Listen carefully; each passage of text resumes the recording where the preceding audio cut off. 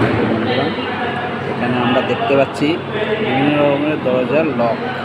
এগুলো সাধারণত ইন্ডাস্ট্রিতে বেশি ব্যবহার করা হয়, বিভিন্ন কিটসে, বিভিন্ন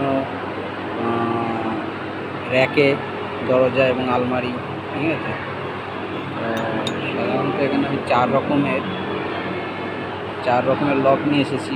এটা এক রকমের লক, স্টিলের তৈরি। আর এটা এক রকমের লক। তো এর চাবি সাধারণত আমরা এটাকে ইউজ করি।